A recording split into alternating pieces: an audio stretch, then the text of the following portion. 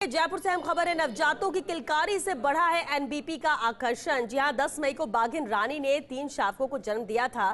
फिर 26 मई को मादा हिप्पो रानी ने एक बच्चे को जन्म दिया।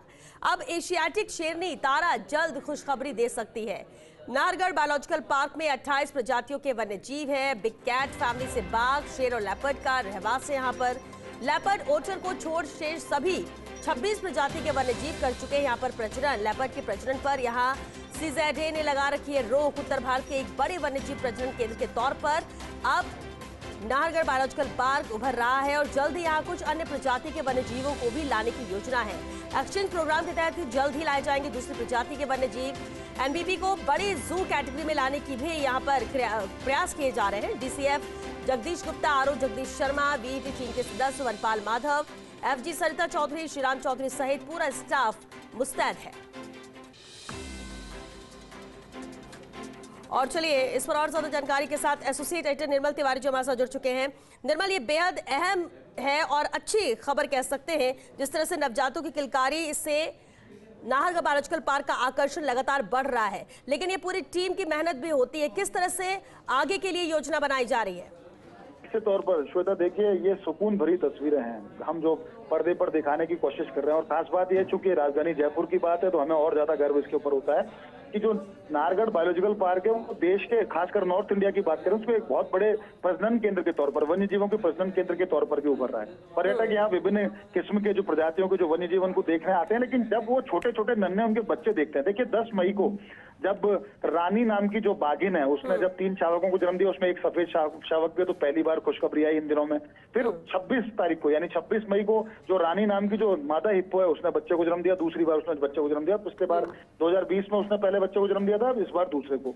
तो एक बड़े आकार के प्राणी, खासकर बिग कैट्स की बात करें या फिर हिप्पो जैसे जीवों की बात करें, भालू की बात करें, जो स्लॉथ बियर है, लगातार यहाँ प्रजनन होता रहा है। और लेपर्ड का प्रजनन इसलिए नहीं होता क्योंकि सेंट्रल जू अथॉरिटी है उसने रोक लगा रखी है लेपर्ड के प्रजनन पर। और अभी ऑटर को छोड़ दें तो ऑटर और लेपर्ड 2 प्रजाति ऐसी हैं जिन्होंने यहाँ प्रजनन किया। बाकी 28 में से 26 प्रजाति हैं जो यहाँ लगातार प्रजनन कर रही हैं। और इस बात का संकेत है कि उनको अनुकूल वातावरण दिया जा रहा है। इसका फायदा 2 तरीके से होता है।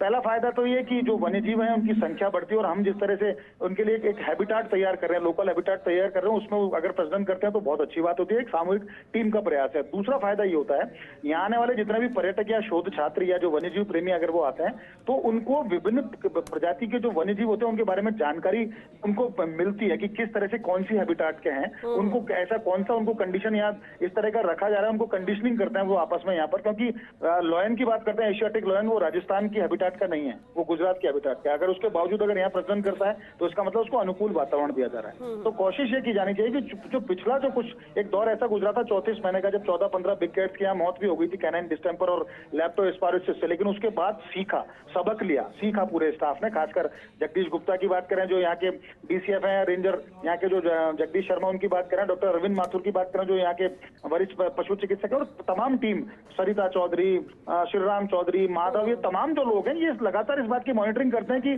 कम से कम कराल के अंदर और जो केज हैं, जो खासकर इनके रिटायरिंग रूम्स जो बने हुए हैं जो वन्य जीवों के, उनके अंदर किसी तरह से नेवला या चूहा नहीं पहुंचे, ताकि कैनाइन डिस्टेंपर और लेप्टोस्पायरोसिस जैसी संभावना, उनकी जो आशंका, उनको समाप्त किया जा सके।